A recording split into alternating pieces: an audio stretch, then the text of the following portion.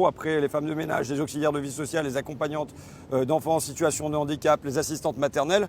Il y a des grands oubliés de cette crise, ce sont les intérimaires et les extras de l'hôtellerie-restauration.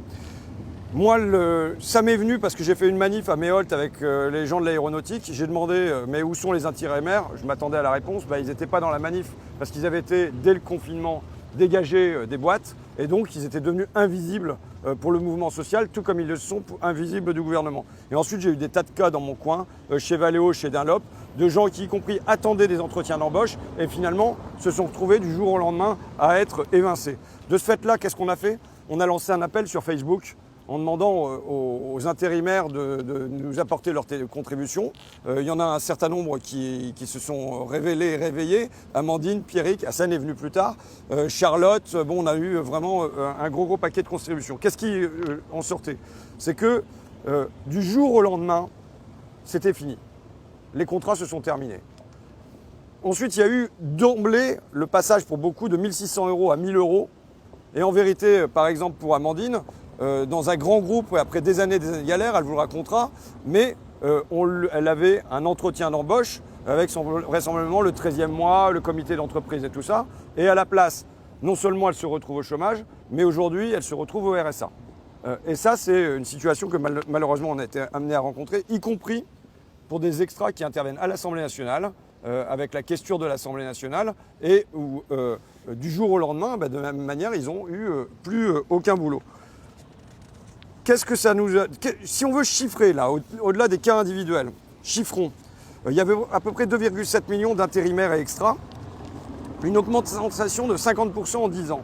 Je dis ça parce qu'on fait reposer l'évolution du marché du travail sur cette précarité. Mais il devrait y avoir quand même une condition à ça, c'est que quand intervient une grosse crise comme celle du Covid, il y a un filet de sécurité minimal. Or là, il n'existe pas.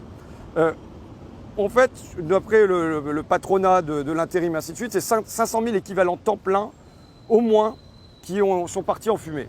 En fait, pour savoir combien de personnes ça a touché, vous pouvez multiplier par 2 ou par 3, parce qu'un temps plein dans l'intérim, ça concerne 2 ou 3 personnes.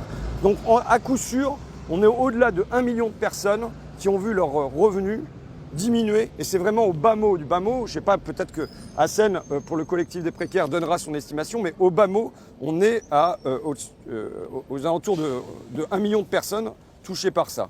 Il faut savoir que 60% des intérimaires et extras sont des jeunes de moins de 34 ans. Donc c'est très ciblé. C'est très ciblé sur le niveau de qualification et c'est très ciblé sur l'âge.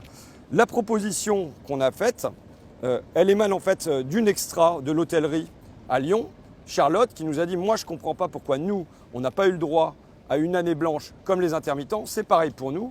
Nous, dans l'hôtellerie, restauration, événementielle, on ne retrouvera pas de boulot là, dans les prochains mois. Moi, j'ai un contrat, elle me dit, de 2 jours au mois de septembre et c'est tout ce que j'ai dans mon horizon. On avait les gens qui sont dans l'aéroportuaire à Roissy.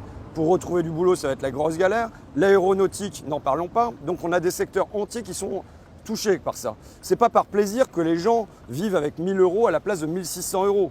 Donc le minimum qu'on puisse faire, c'est comme on l'a fait pour les intermittents, c'est de prolonger les droits au chômage et de faire que Amandine, là, se retrouve au RSA, mais qu'elle n'ait pas à vivre ça, que Pierrick n'ait pas à vivre dans la crainte d'avoir le RSA et un certain nombre d'autres personnes qui se retrouvent dans la même situation. Je suis bien conscient que ce n'est pas suffisant pour améliorer les droits des intérimaires en période de crise et tout court.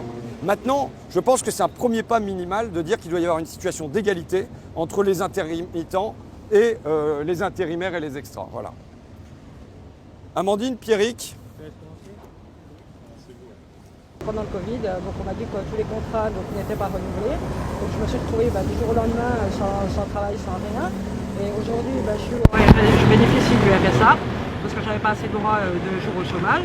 Donc trouver du boulot aujourd'hui c'est compliqué parce que les entreprises, je sais qu'habituellement il y avait une 60aine d'intérimaires, aujourd'hui il y en a 5 ou 6.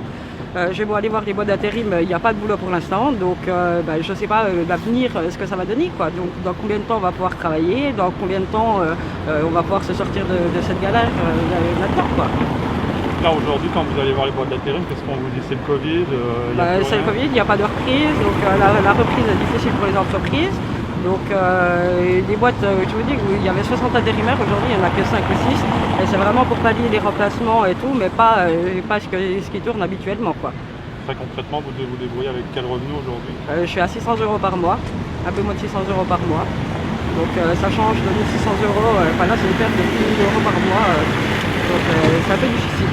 Mais je ne vois pas pour intervenir, mais vous aviez voilà, ça faisait des années que madame était en intérim, et là, au mois de février, il y avait une embauche qui était sur la table, quoi. Voilà. Donc depuis décembre 2019, on parle de l'embauche. Donc il y a eu plusieurs campagnes d'embauche. Donc je devais être sur la suivante, c'est celui qui a été prévu cette année. Et puis du coup, pas du tout, quoi. Tous les intérimaires, il n'y a pas d'embauche, il n'y a aucune embauche qui se fera cette année. Voilà. Sur Besançon, madame est sur Besançon. Hein. Vous avez là. Mhm. Non, parce que comme on a fait des entretiens téléphoniques par Zoom, c'est la mode en ce moment. On a eu des gens d'un peu partout en France, et voilà. Donc Pierrick, lui, il vient du Nord et il était chez Amazon. Ouais, donc moi c'était dans un entrepôt de Douai. J'ai travaillé 8 mois en intérim après avoir fait 3 ans d'études. Et le 16 mars, Macron il annonce qu'il y aura le confinement. Je me retrouve dire dans 10 jours mon contrat se termine. Et j'avais une promesse d'embauche avec mon manager qui me disait au moment de ta fin de contrat, tu auras eu un entretien d'embauche pour être en CDI. Sauf que le 27 mars, on m'a dit à 18h en finissant à 20h, merci, au revoir. Ce qu'on m'appelle la Madeleine, c'est vous avez bien travaillé ici, mais on ne peut pas continuer par suite. Et ça a été le cas de beaucoup d'intérimaires qui du jour au lendemain se sont vus leur contrat terminé, pas de renouvellement, sans information. Moi je me suis retrouvé tout seul chez moi dans mon appartement à faire les démarches Pôle emploi. Chez Pôle emploi ils étaient aussi en télétravail, je pense que ça a pris 2-3 mois à faire. J'ai touché mon premier Pôle emploi en juillet, donc c'était un peu la galère. J'ai dû me mettre avec des potes dans mon appartement pour utiliser les charges. Mais du jour au lendemain, c'était la crainte même de dire qu'est-ce que je vais faire, je peux rien faire, j'ai quand même un bac plus 3, aucune embauche, que ce soit moi j'ai fait des études en sport, il n'y avait rien du tout. Là c'est encore pareil, on est dans le flou un peu total.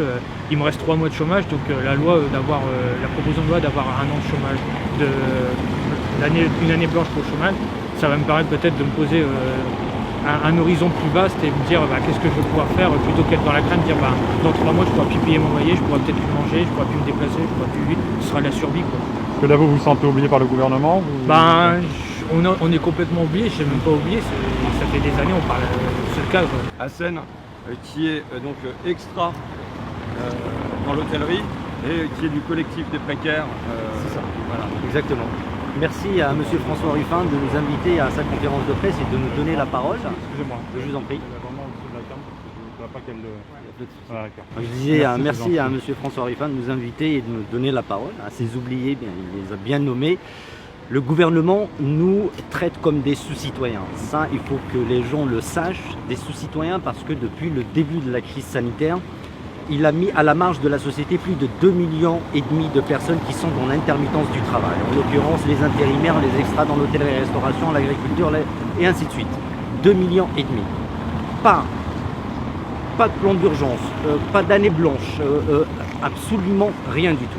Et nous tentons depuis le mois de mars d'alerter les autorités publiques, les politiques, les députés, les sénateurs, d'attirer leur attention sur notre condition qui est des plus précaires. Et au jour d'aujourd'hui, le gouvernement persiste dans ce déni, persiste dans son mépris. Tout à l'heure, M. François Ruffin a cité un chiffre, 1 million, moi je dirais un peu plus d'1,5 million de personnes parmi ces 2,5 millions qui se retrouvent sans le sou. Sans le sou parce que la réforme de l'assurance chômage que le gouvernement a mis en place depuis novembre 2019, avec son premier volet, uniquement son premier volet, il excluait chaque mois plus de 20 000 personnes de l'assurance chômage. N'en parlons pas du deuxième volet qui a été repoussé jusqu'à début de l'année concernant le calcul de l'indemnité journalière qui va être mais vraiment drastique et dramatique pour ces centaines de milliers de personnes. Donc au jour d'aujourd'hui, on rejoint M. François Ruffin et d'autres élus de la République à ce que le gouvernement le mette sur le même pied d'égalité que nos amis du monde du spectacle, qui nous donnent cette année blanche pour qu'on puisse souffler, pour que des vies ne s'entre-déchirent pas, pour que des vies ne sombrent pas dans le drame. C'est très très important. Voilà. Après, si vous avez des questions, je suis à votre disposition. Vous avez réussi à rallier des députés de différentes groupes. Il y a des députés communistes, il y a des députés insoumis, il y a un député du groupe socialiste et il y en a de l'UDI aussi. Mais je ne peux pas dire que voilà, la proposition en même temps elle vient d'être déposée, donc on a encore le temps de la faire avancer. Maintenant, voilà, vous savez comment je me fais peu d'illusions sur ce qui peut se passer à l'intérieur de cette Assemblée nationale. Donc c'est l'un des moyens de tirer une alerte. Quand on met 100 milliards d'euros sur la table pour un plan de relance, c'est pas possible de laisser 1 million de travailleurs comme ça sur le côté, alors qu'on sait que dans des secteurs comme l'aéroportuaire, Roissy, l'aéronautique, l'hôtellerie, restauration, événementielle, il n'y a pas de boulot. C'est pas que les gens ne veulent pas travailler, c'est que là, il n'y a pas de travail. Amandine me disait tout à l'heure, je fais la tournée des boîtes d'intérim tous les matins, soit au téléphone, soit en physique, juste il n'y a rien. Ils n'ont rien à proposer. Donc, pourquoi on exclut de cette manière-là alors qu'on garantit et tant mieux, hein, une année blanche pour les intermittents, mais on garantit du chômage partiel pour les gens qui sont en CDI. Et tant mieux, il ne s'agit pas de remettre en cause ça. Mais surtout, pourquoi les intérimaires qui sont déjà ceux qui gèrent la merde, il faut le dire, dans les boîtes. Dans les boîtes, c'est déjà ceux qui gèrent la merde au quotidien, et c'est là, eux qui se la ramassent aussi par temps de Covid et qui sont complètement oubliés. Donc voilà, là, il y a massivement des jeunes. Voilà. Une proposition de loi doit aussi prévoir, je crois, les conditions de financement des demandes qu'elle fait. Qu'est-ce que vous anticipez, qu'est-ce que vous prévoyez pour faire face à... Je vais vous dire ce qu'on a mis dedans, parce qui que... pourraient être engendrées par les mesures que vous proposez. Voilà, ce qu'on a mis, c'est la charge pour les collectivités territoriales. Alors oui, mais attends, il y a deux trucs différents. Bon, en gros, enfin, je veux dire, je ne vais pas la faire technique.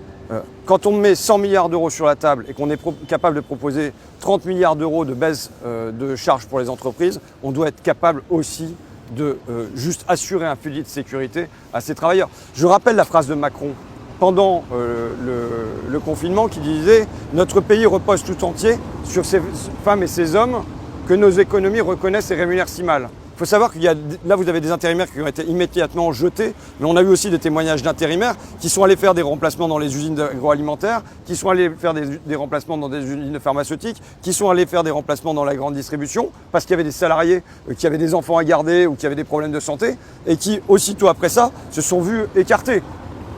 Juste, qu'est-ce qu'on assure à ça? Normalement, bon, donc, comment on finance ça? Normalement, on met des taxes sur le tabac et puis tout ça, mais c'est sans importance. Quand on a la capacité de mettre 100 milliards d'euros sur la table, au moins, pendant ce temps-là, il faut que tout le monde soit couvert. Je vais répondre au monsieur sur le financement. Pas plus tard qu'hier, Elisabeth Borne est intervenue chez Jean-Jacques Bourdin. Elle a parlé de 15 milliards de budget pour la relance de l'emploi, où elle a assuré donc, le chômage partiel, elle a assuré les apprentis, comme quoi l'État est là, c'est la bonne période d'embaucher les... Vous ne pensez pas que sur les 15 milliards d'euros, on peut dégager 1 milliard d'une année blanche, même pas 1 milliard. Le monde du spectacle, ça a coûté, je crois, 800 ou 900 millions.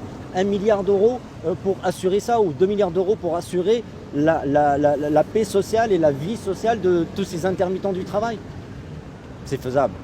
C'est faisable. L'argent, il y est, il est là. Il faut l'utiliser à bon escient.